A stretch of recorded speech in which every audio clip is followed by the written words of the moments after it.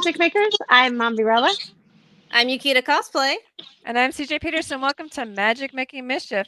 Today we have special guest Greg Peters. But before we get there, get your wands to the ready. And I have a special one I want to show you in a few minutes. Get your wands to the ready because we solemnly swear we're up to no good.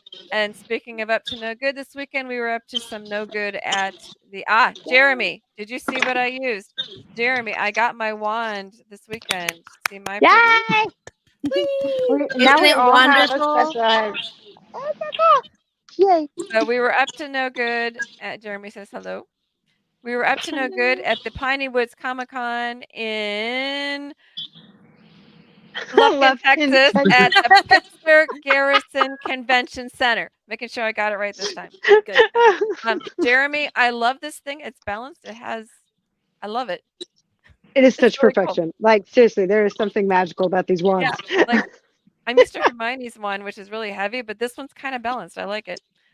Queen Marissa says hi and cool. So yeah, hi. It's very cool. I'm liking this thing. The other thing we got is Jeremy's wifey very sweetly made us all bags. Oh, trying to knock something down in the process. I've got Yukita's out. I said I'd bring hers to her. There's yours. I saw the video and I got really excited and I was like, oh my god, I got one for me too. Thank you so much. It's got a lot of pockets. It's got a lot of pockets. I love pockets. She's got to be good for cosplay because of all the pockets. She got pockets like all the way around. It's awesome. Jeremy says, I would be a wand maker if I was in a Harry Potter world. I believe you already are a wand maker. What are you talking about? We were joking in the beginning, and I went to go do it, and I'm like, oh my gosh, this is like, I could do this all day. Yes. It's perfectly balanced into your hand. It really is. Like the way it fits in your hand is just perfect. I love it. Beautifully done. Beautiful. Awesome. You need to open your Ollivander's shop, your own brand. Instead of Ollivander's, Jeremy's. Yeah. Yes. Grigorovich who? Ollivander? Who's that? Who's it? Ollivander's. Jeremy's. The other thing I got from my Comic-Con stash this weekend when I wasn't running around like a chicken with my head cut off, and I wasn't actually, I was being pushed. She was rolling around like a chicken with her head off. Okay, she had someone helping push her, and at one point I turn around and I see him and know her, and I'm like, where did she go? He goes, I don't know. Sounds about right. Oh my goodness. Oh, it was funny when we were done. He shadowed me all weekend when we were done. He goes, I was with you and I still don't know how you did it. It was fun. So Peter Kalamis was there, and I've gotten several things from Peter Kalamis. I got pictures actually with all the voice actors and of course with Kevin Sorbo. But sometimes we get something special when we see it. And we had Peter sign one of his pops for us. And he goes, well, which one do you want? And I said, well, which one do you recommend? And he said that the one with the angel's wings was the one that was more sought after. So that's the one that we got. Oh. Collector's item. Yes. Special. We got the Hercules version top last time. Across from my table was this booth. And I can't find the cards to all the booths, but check out my video that I shared because I've got like pretty much everybody that we got so far. But this was what my son got right here. Check this out. Honestly, there was a little kid running around. It's like for real. Can you hear it? Can you hear it? Yes. It's for real. It's a helmet. I can't remember there's like a specific name for this one. There was a little kid that had to have been like 7 or 8 years old running around in a ghillie suit. I'm pretty sure he was connected to that table.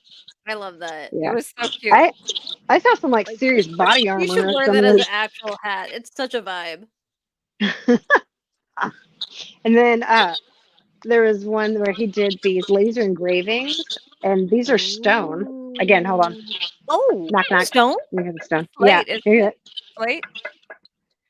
It's see if you can see what's in the picture though. Like, is that the guy from Breaking Bad? Yes, that's the guy from Breaking Bad. And Anya's looking at him and pointing at him. And these little kanjis that are around him. I don't know if you can see the little Japanese letters, but they're very JoJo bizarre. Oh my goodness. The anime. So it's a crossover between 3 things. It's hard to see in the light, but it's laser engraved. Oh, there we go. Oh, there you go. That's a good angle. I had to get the right angle. Lighting on it.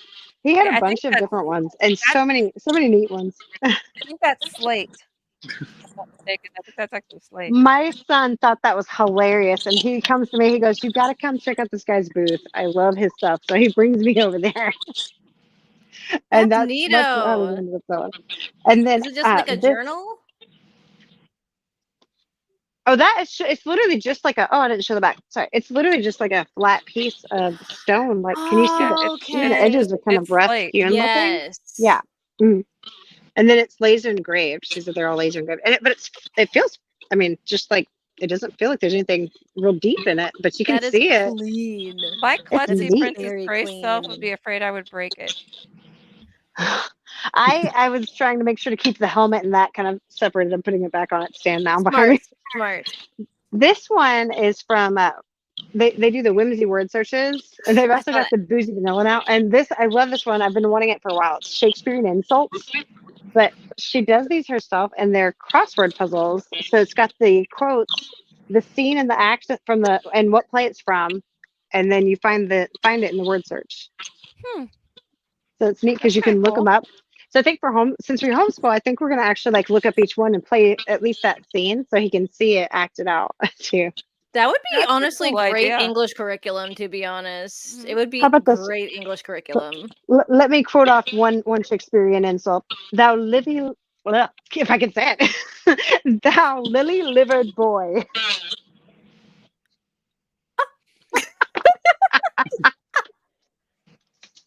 Taken aback. Yeah, they've got a ton of different types of these that they do, and The only insult I can think of off the top of my head is Spam-a-lot. Your mother smelled of elderberries, and no, your father was a hamster. Your mother was a hamster, and your father smelled of elderberries. that was one or the other.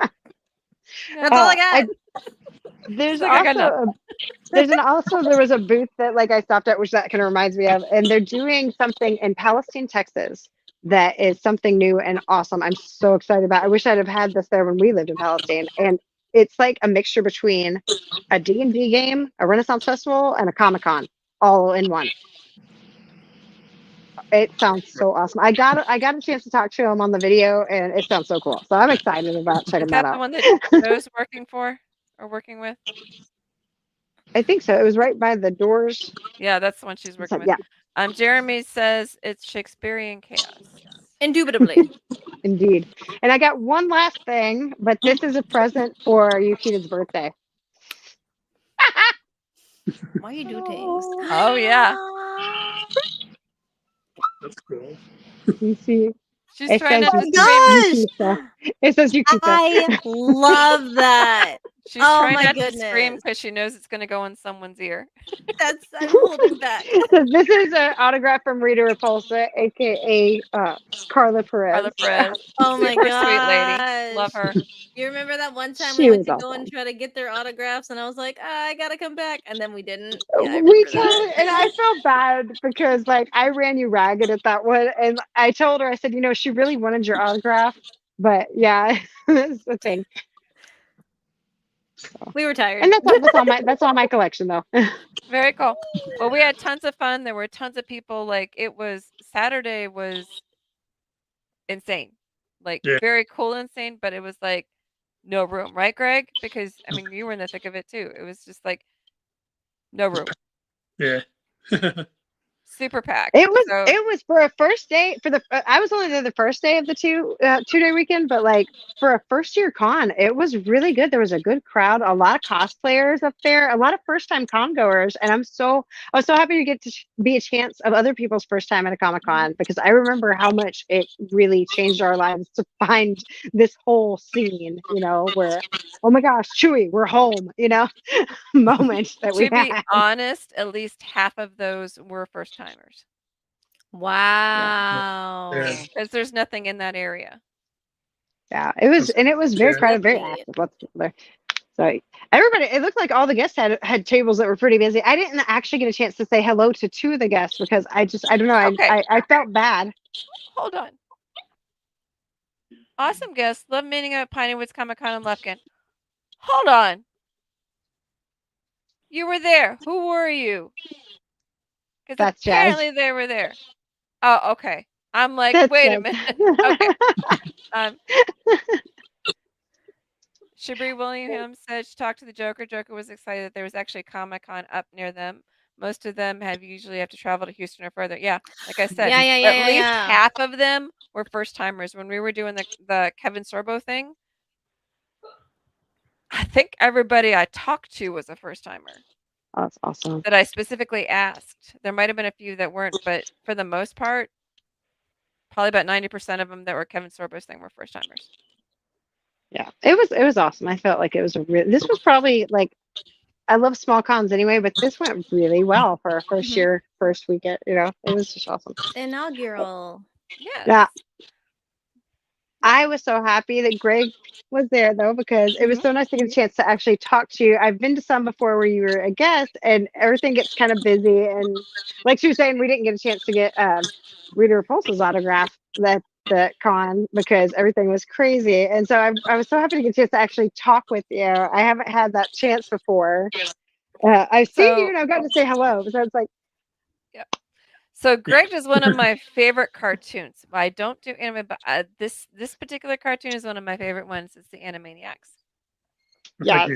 So that is one of my favorites. I love the Animaniacs. They're crazy. And if you do not know the Animaniacs, educate yourself and watch it because it's an awesome show. Animaniacs. So, Greg, how did you we'll start with the standard questions. How did you get started, and how in the world did you land with Animaniacs? Because that's my favorite. Did you name them? Started in animation. Yes. What got you started? I started doing when I was 2. And it was Huckleberry Hound. My mom saved and did the drawings. It's something that I never varied from. I mean, it was always there.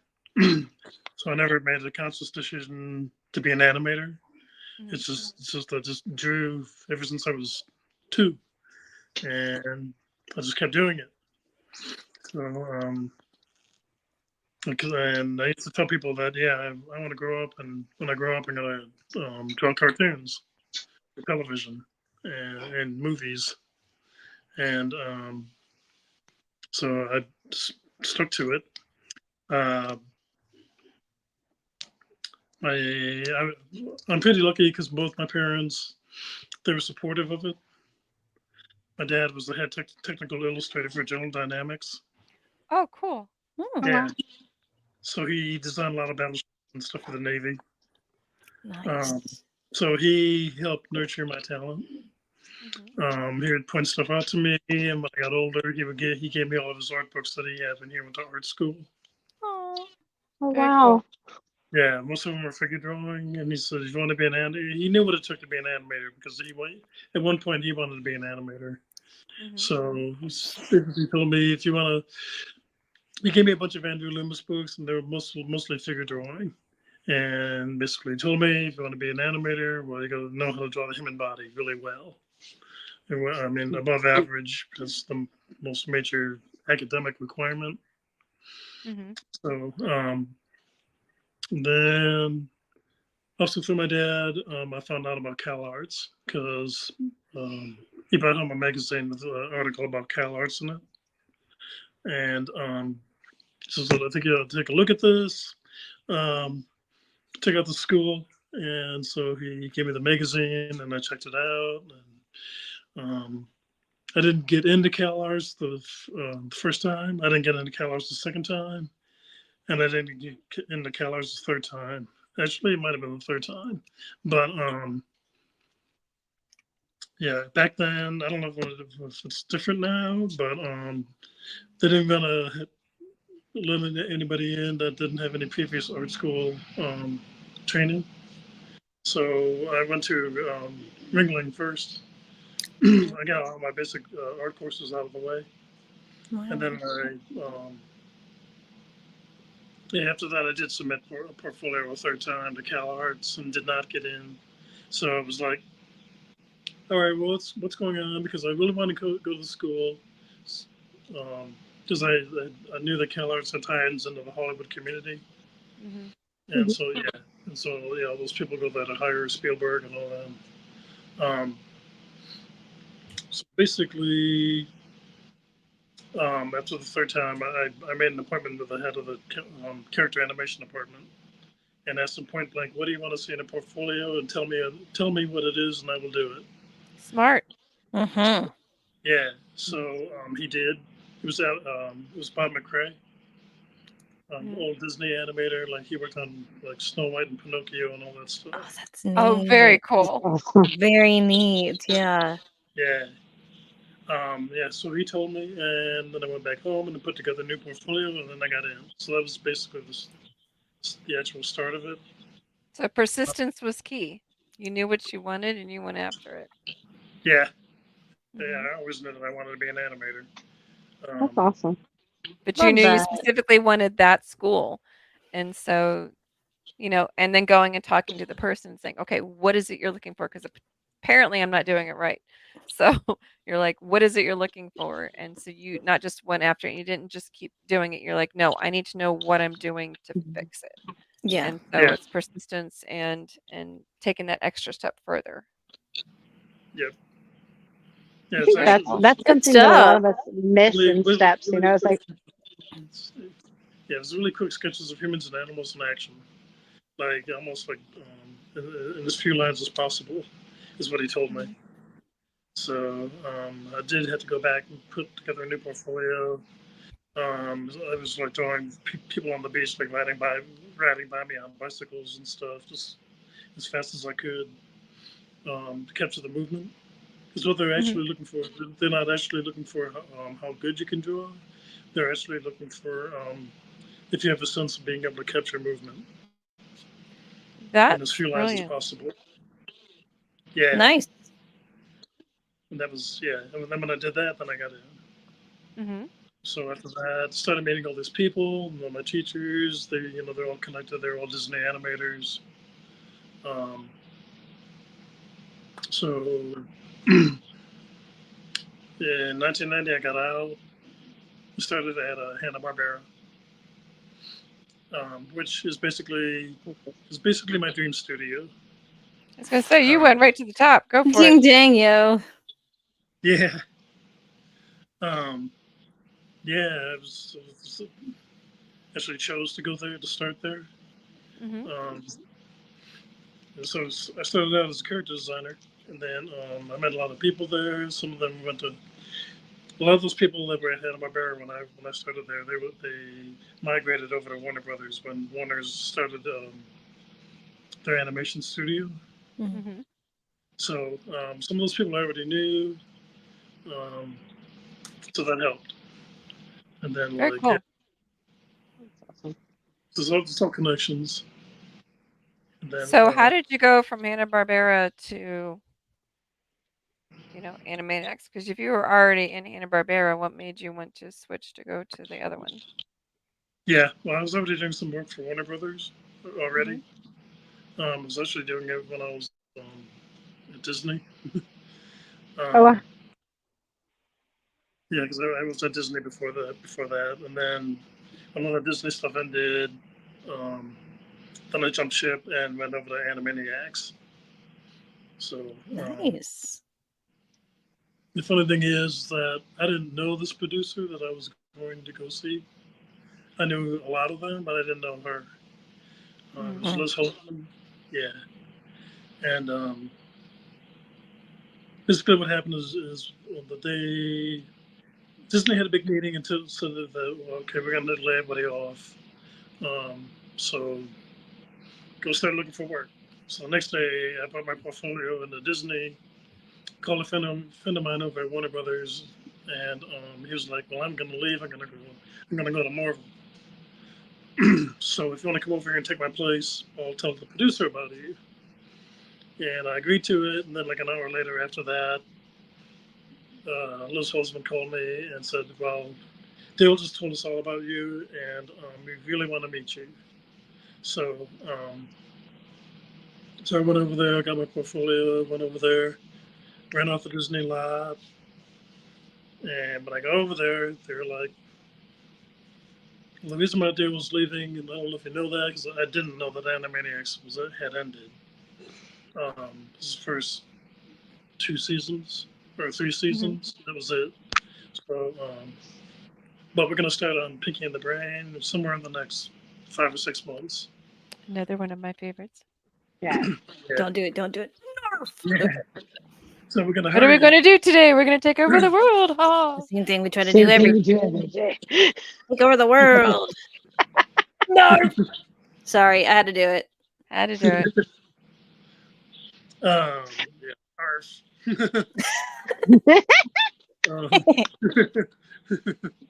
um, yeah, so basically what they told me was, well, we're going Pinky and the Brain's going to start in like 5 or 6 months. But we don't want you to go back over to Disney, so we're going to hire you anyway. And we're going to pay you basically to sit here and do nothing. So They didn't want to lose you. That's awesome. Yeah, because we got to pick up for the show. It just hasn't started yet. But they didn't really want me running back over to Disney. Yeah. So They knew what they wanted. Yeah, they knew what Nice. they wanted. So about a couple of months after that, that's when Pinky and the Brain started. So I didn't actually start an Animaniacs TV show when I got over there right away. I started on Pinky and the Brain, the actual show, when I started working on the actual TV show. And then, like, after Pinky and the Brain had been going for 3 years, then they decided to make another season of Animaniacs. And that's when I got started doing the actual show at the Animaniacs. The major characters, yeah, that was all stuff when I did at Disney. So I knew a lot of those people. And then, but the actual show, yeah, so it was mostly Pinky and the Brain. But yeah, Very cool. Yeah, basically ended up on Animaniacs, the actual TV show, and then that was that. So with your Comic Cons, do you do commissions or do you just kind of do what you do? And then... I have a lot of prints and originals because I create original art with the characters that I worked with on the shows that I worked on, TV shows, games, and movies. Because I also like video games for Sega. Yes, you had a Sonic. Yeah. Hey. Gotta go fast. It's all that stuff. So I just make original artwork, and that's what I basically. Then I make prints of it. So I sell the originals and the artwork, the prints. Very cool. So when is your next con? Next con, I have a one-day show on the end of this month, and beginning of September, and then the middle of September, and then I think I got like 3 cons in September. So when you do them, do you like announce them on your Instagram? Because I know we have your Instagram currently scrolling across the bottom of the screen. Yeah. Okay, cool. So for those who want to know when Greg is appearing or where Greg is appearing, you can check out his Instagram, and his handle is Greg Peters Wakel. Yeah, GREGPETERS, and then it is WACOOL. Yeah. So make sure to check him out and make sure to follow him. You can check out his cool art that's on there. So definitely don't want to do that. Do want to do that. Sorry, I'm tired. It's been a long week. Advice. Do you have an advice for somebody who wants to get into animation? Yeah. Basically, I would tell them to draw everything. Well, it depends on how old they are, but I draw everything and anything, and then starting to draw the human body, whether it's through a book, art books like I did for my dad. If you're a little bit older, you can take life drawing classes even at a community college, because life drawing is the most essential requirement for being an animator. So if you know how to draw the human body, you have to pretty much study the human body at the same level that a medical doctor does, except that they study it for medical reasons. We study it to see what it looks like, and where all the bones are, what the bones look like, where everything bends, and all that stuff. So that's all essential to be an animator, is to know that stuff. Bodily anatomy. That makes sense. I had a lot of trouble Why? accepting that until my dad held up a drawing of like Wilma and Betty from the Flintstones and said, "See this drawing? It's got human anatomy in it." So I said, I guess maybe you're right. So, That is valid, yeah. Okay, so I have a quick question before we run out of time here. Did you ever have a moment that was very challenging in something that they wanted you to do for the animation that you've done? yeah, I can't think of anything right now, but Climb that it was a hill. little, All right. it was a little bit challenging to learn how to draw the major Disney characters. So Oh, because it has I to did be that. in the same. Yeah, That makes sense. Okay. yeah. Because you can't put your own spin on it. You have to do it exactly. No, Just stay on gotta brand. Yeah, you can't put No, your own that spin does on make sense. it. Definitely makes sense. I didn't even think about that. Okay, one more question. Okay. Do you have a favorite character that you've worked on? That I actually worked on. My favorite show that I worked on is Pinky and the Brain. So yeah, I just like the way those two Go to the characters world. work together. Say it earlier. Design that I helped make. They work really well together. One's tall and skinny, the other one's short and kind of pudgy, and yeah, so it's kind of a classical combination. But yeah, I think the personalities work together, everything. So Yeah, I love how like the Animaniacs and Pinky and the Brain, they both had kind of like a Laurel and Hardy or like a Abbott and Costello or even like the Marx Brothers theme that went with the characters. I loved that about them. You never yeah, realized that, did you? it's pretty much that. What, Yukita? We just had a full circle moment. I just realized it. We have had the voice of Pinky and the Brain and now the animator. Who is the voice? Rob Paulson? Yeah, Rob Paulson. Or maybe I just met him in real life. I don't know. My brain just freaked out. I don't remember having. I don't think we've him had on. Rob Paulson on the podcast, Well, but we would then love we to need have to him get on the him podcast. on. That's your next assignment, There Yukita. you go.